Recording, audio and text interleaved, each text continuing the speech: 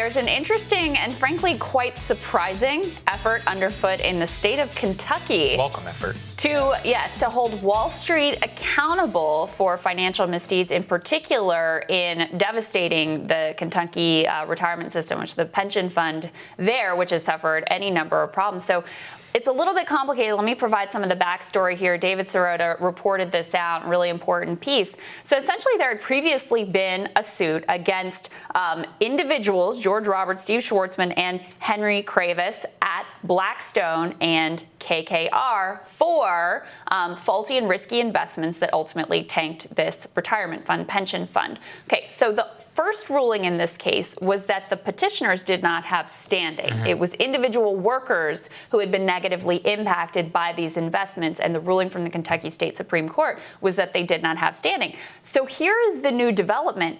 The Republican Kentucky Attorney General has now joined the suit and also expanded on some of the details here of how risky these things are, how basically Kentucky was fleeced into investing in these very risky hedge funds. And it also lays out, and this is part of the piece that is so significant, where they're not just going after the firms, they're going after some of the individuals. And two of these individuals in particular, Steve Schwartzman, chief among them, are major Republican Party donors, massive Republican Party donors. And just to add one more piece of political intrigue here, Daniel Cameron, who is the newly elected Kentucky Attorney General, the first African-American elected statewide in Kentucky, is a Mitch McConnell protege, was a former top aide of McConnell. McConnell really brought him up and has bolstered his political career. And Schwartzman is a massive donor to, the Senate Majority Fund and Republican causes. So it's a pretty, the political dynamics are really interesting. And of course, the attempt to go specifically after some of these individuals and not just the firms is also really interesting. Well, it's really welcome. And, reading the details of this, some of the things that KKR and Blackstone were doing is that they were like flying jets there and charging the state. And they were basically, fleecing them in terms of their investments.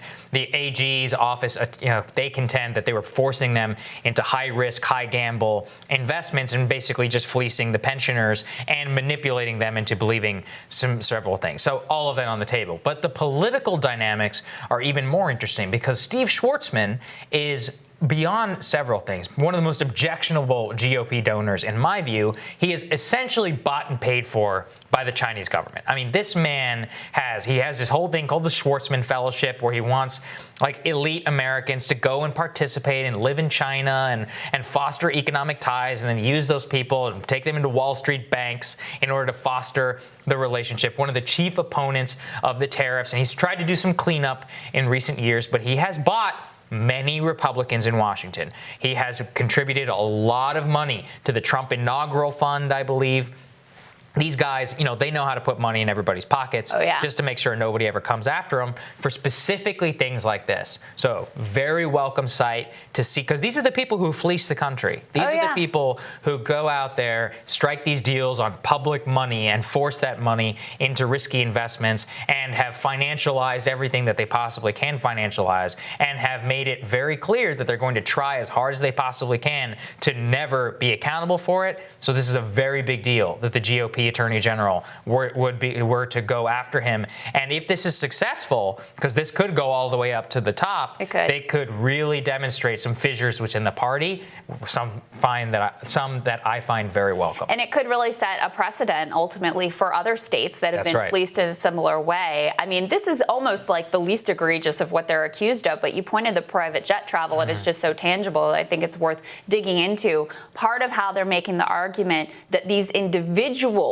should, personally face accountability and not just the firms was their role in charging millions of dollars to this struggling public pension fund for their private jet travel. That just shows you in that little microcosm, what is alleged to have happened here and just the way that they think and go about these things. There's also details about how they allegedly pushed the Kentucky retirement system into their worst performing hedge fund.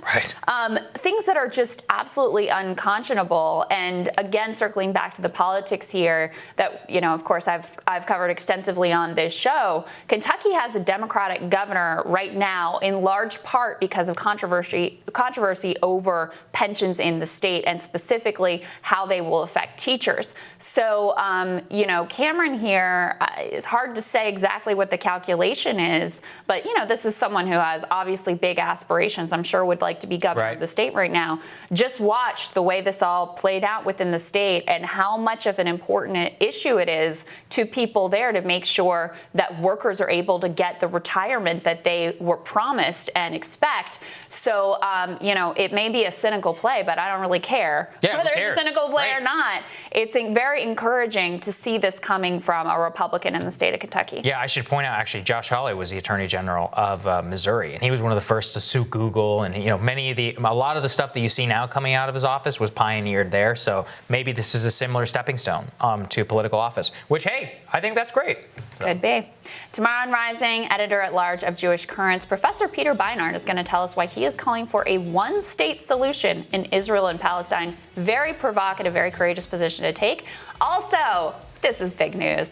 Panels are coming back tomorrow. We're excited to have great friends of the show, Andrew Feldman and Rachel Bovar, join us as panelists. You love to hate Andrew. We all do. We all do. We really do. I've missed him so much. We have a lot of new viewers as well who've never even seen the show with the panels. You guys are going to love them. That's true, yeah. We really, really miss them, and we're very excited to bring them back. And as always, please like, share, and subscribe so others can find us all easily, and we will see you all tomorrow. Have a great day, guys. See you back here tomorrow.